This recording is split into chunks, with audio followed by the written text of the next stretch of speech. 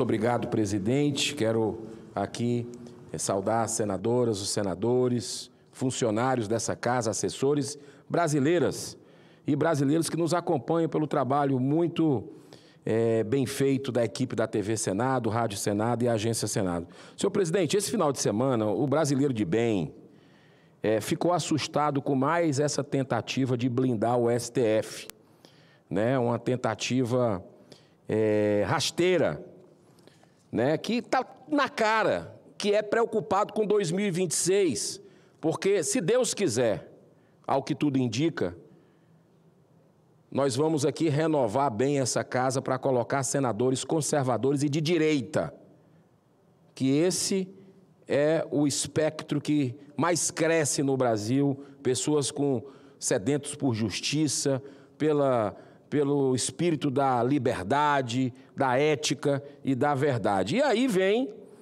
a cama de gato que está sendo armada, né? Eu já falei aqui, mas quero falar de novo, onde, através da Associação dos Magistrados Brasileiros e também do Partido Solidariedade, zero surpresa, entraram junto ao STF, né, para que interprete a lei do impeachment que existe desde 1950, que está muito claro que são os senadores que têm a prerrogativa de investigar e afastar ministros do Supremo que cometerem abusos. E é o que não falta hoje no Brasil, nessa insegurança jurídica, nesse caos que a gente vive por causa da atividade política e conflitos de interesse de ministros do Supremo. Agora, está lá na mão de Gilmar Mendes, um crítico de pedidos de impeachment, também que já recebeu aqui solicitações de impeachment, inclusive o meu,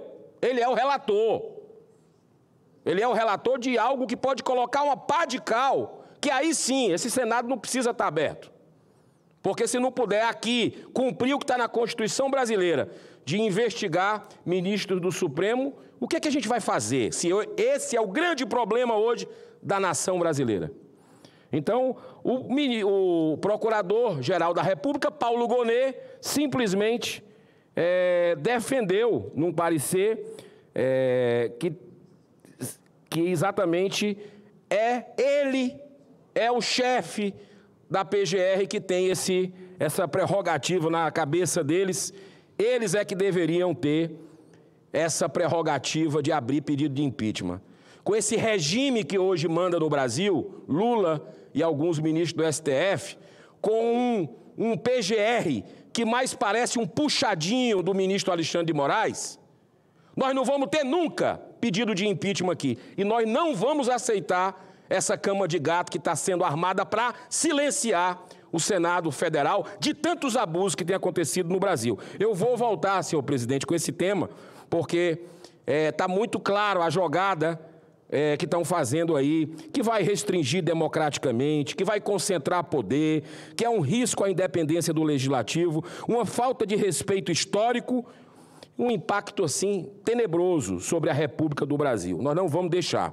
Quero também dizer que daqui a pouco nós estamos dando entrada no pedido de impeachment, agora às 15h30, aqui na presidência, de um pedido de impeachment do ministro Flávio Dino, tá? Atividade político-partidária, violação à liberdade de expressão, vício de imparcialidade e conflito de interesses, extrapolação de competências na DPF 1178, uma série de barbaridades que foram cometidas no entender de alguns senadores da República que estão assinando essa peça. Daqui a pouco a gente vai estar fazendo o protocolo e uma coletiva com a imprensa brasileira de mais esse pedido. Eu sei que os deputados federais estão entrando também com um pedido de impeachment do ministro Alexandre de Moraes sobre o caso Felipe Martins, caso gravíssimo da nossa República, que vai ter às 4h30 também uma coletiva. É o trabalho que a gente tem que fazer para que o Brasil volte a ter independência entre os poderes, para que o Brasil volte a ter um Estado democrático de direito que hoje a gente não tem. Mas, senhor presidente, eu venho a essa tribuna hoje para colocar de um caso humanitário que o Brasil está sendo displicente. O governo Lula está sendo displicente. Olha só, inclusive um caso que já foi reportado pela mídia, não apenas pelas mídias sociais, mas também pela Record, que fez uma matéria ampla nesse final de semana. Trata-se do caso do senhor Biratã e Fabíola da Costa, com 3 filhos, que decidiram há 6 anos morar nos Estados Unidos em busca de oportunidades não encontradas no Brasil. É a liberdade, faz parte. Mas olha o que foi que aconteceu. Tudo estava transcorrendo bem. O Biratã trabalhando como caminhoneiro, Fabíola como manicure e os filhos estudando regularmente. Até que, há cerca de 10 meses, Fabíola, com apenas 32 anos de idade, teve um mal súbito, desmaiou e precisou ser levada às pressas a um hospital em Orlando, na Flórida. Não sei se o senhor conhece esse caso. Durante sua internação, sem que fosse descoberto o diagnóstico, ela teve 3 paradas cardíacas com graves sequelas no cérebro, senador Chico Rodrigues. Depois de passar alguns meses internada em estado vegetativo, ela foi transferida para sua casa. Ficaram dívidas superiores a 2 milhões de dólares. E piorou ainda mais porque o seu esposo, o Biratã, precisou abandonar o emprego como caminhoneiro para cuidar da sua esposa, que requer cuidados permanentes, além dos próprios filhos. Esse fato toca profundamente o coração, né, de todos nós. A família necessita urgente, senador Chico, voltar ao Brasil, mas não possui condições financeiras para bancar uma UTI aérea exigida nesses casos. O custo dessa operação é de 120 mil dólares, o equivalente a 680 mil reais. Com o tempo passando e as condições se agravando, procuraram o consulado brasileiro, que alegou não ter essa possibilidade de conseguir a UTI aérea. Sem perder a esperança, o Biratã está pensando, como alternativa possível, fazer uma viagem de volta ao Brasil com um veículo motorhome, lá dos Estados Unidos, para sua terra natal, mesmo sabendo que levaria dias e a esposa pode morrer no caminho. Não é adequado. Estão tentando vaquinha, fazendo tudo que se pode lá. Inclusive, eu já divulguei. E o senhor, que eu sei que tem um bom relacionamento com o Itamaraty, se pudesse ajudar aqui, é uma questão humanitária que nós ficaríamos muito gratos. Estamos aqui falando, senhor presidente, de uma ajuda humanitária que deve ser feita pelo governo federal. E isso precisa acontecer com a brevidade que o caso requer. Vamos analisar essa questão sob uma ótica verdadeiramente humanitária, muito diferente do que ocorreu em abril, quando um avião da FAB foi deslocado ao Peru apenas para transportar ao Brasil a senhora Nadine Heredia, ex-primeira-dama condenada pela justiça peruana a 15 anos de prisão por corrupção e lavagem de dinheiro. Isso aí o governo Lula manda buscar rapidinho. Manda o avião da FAB buscar. Uma condenada corrupta. O ministro das Relações Exteriores justificou o deslocamento do avião da FAB ao Peru como uma questão humanitária, naquela época. Poxa, se é humanitário aquilo, não é agora?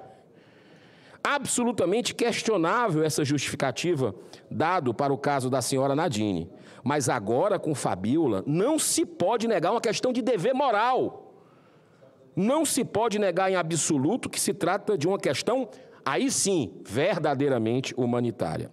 E se alguém alegar que 120 mil dólares é um custo elevado, é bom lembrar que uma única viagem feita pelo presidente da Câmara dos Deputados, Hugo Mota, aqui pertinho, sabe quanto é que custou, presidente, a Lisboa para participar do polêmico evento vulgarmente conhecido como Gilmar Palusa, organizado pelo ministro Gilmar Mendes? Essa viagem custou 112 mil dólares. Presidente da Câmara, usando um avião aí da FAB para ir. Segundo o ranking dos políticos, as viagens internacionais de Lula, com extensa comitiva, já consumiram mais de 500 milhões de reais. Eu vou repetir. R$500 bilhão as viagens do Lula, das comitivas dele. Certo? Apenas no ano de 2024, as viagens pela FAB, feitas pelos presidentes da Câmara, do Senado e do STF, custaram sabe quantos?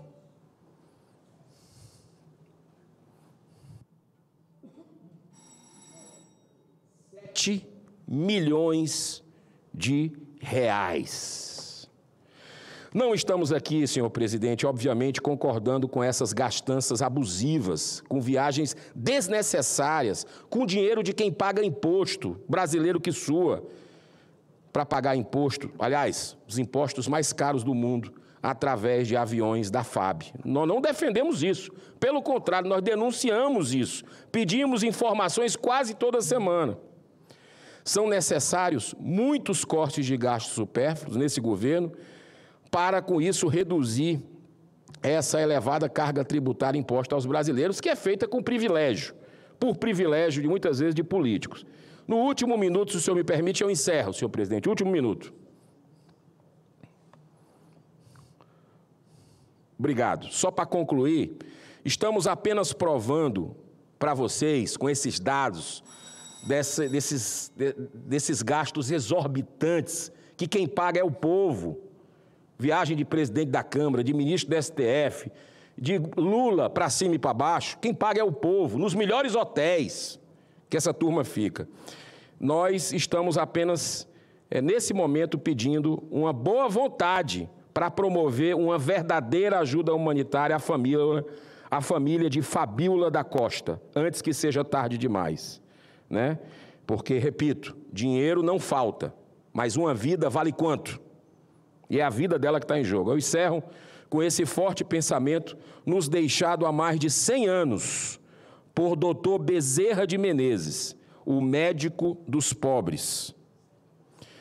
Abro aspas. Solidários somos união. Separados seremos apenas ponto de vistas. Juntos alcançaremos a realização de nossos propósitos. Muito obrigado, senhor presidente, pela tolerância. Inclusive no fechamento aqui da minha frase, que eu corri, porque não ia dar tempo, e o senhor deixou eu concluir. Só para deixar claro, frase do doutor Bezerra, solidários somos união, separados seremos apenas pontos de vista. Juntos alcançaremos a realização de nossos propósitos. É necessário agora deixar de lado ideologia, se é de direita, de esquerda, contra o governo, a favor do governo, e fazer essa ajuda humanitária. E eu peço ao senhor, como presidente da associação e uma pessoa muito bem relacionada dentro do Ministério das Relações Exteriores, se a gente puder ajudar essa família que está agonizando em Orlando, nos Estados Unidos. Que Deus abençoe e te retribua em bênçãos para o senhor e para a sua família, o que o senhor puder fazer. Muito obrigado.